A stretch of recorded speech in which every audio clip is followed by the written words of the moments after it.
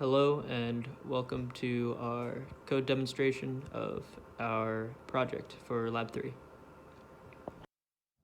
In this section of our code, we take in input from the keyboard.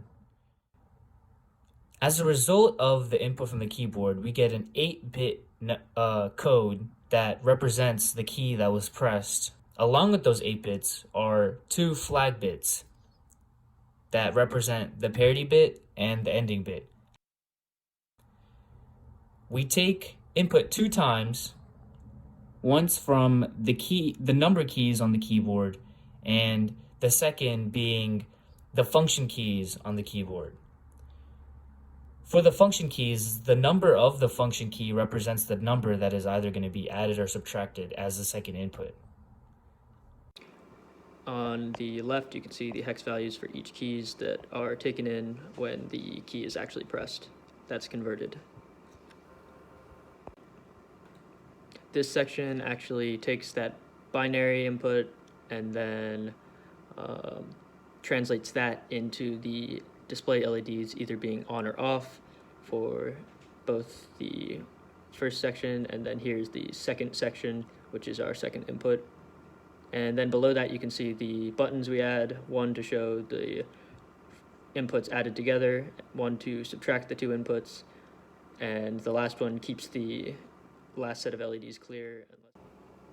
Now, hopping over to our constraint file, you can see we have our LEDs set up into 3 sets of 4, one for our first input, one for our second input, and then one set for our answer. Scrolling down, you can see the 3 buttons, one that is used for addition, one for subtraction, and one for keeping things clear. And here is the inputs for the keyboards, the clock, and the actual input that we take in, that's data. We're going to program the device right here. See, green light done. Yep. So, how's that angle? Good? That's pretty good. All right, cool.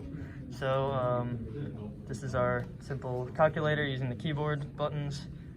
These LEDs here will light up in the binary 4-bit codes. For the first value we input, we use the number keys at the top of the keyboard. Right. Hold it steady. Oh, we use it right here for our first input here, and for our second input, we use the function keys up at the top, going up to F0 or F10, which will be 0. So here we can start by putting our first value here at 7. You can see 7 in binary here in our first 4 LEDs, and then I'll put it in 4, I guess, and that'll show up in the next 4 LEDs in the 4. And then to add, we use this middle button here, and it'll appear in the next 4 LEDs, the answer. That looks right to me. And then we use our button here for subtraction, which will show the answer here. Again, looks pretty right to me. 7 minus 4, 3. Why don't we try inputting our 7 again, and I guess 3 this time. Let's see, adding, that's a 10. Subtracting, that's a 4. Let's try something with 0. Yeah, sure. How about 4 plus 0? Let's see, adding gets you just 4. And subtract 0, still 4. And then I guess we can do like a couple more things. I think that's 6. 6 and 3. Yeah. That's 9. One important aspect of our project was implementing the function keys. We did this so that it would be easier for the user to implement the second value instead of inputting 2 numbers from the regular number keys, because we thought that would be more confusing for the user if they wanted to change one of the values that was being operated on, but not change the first value.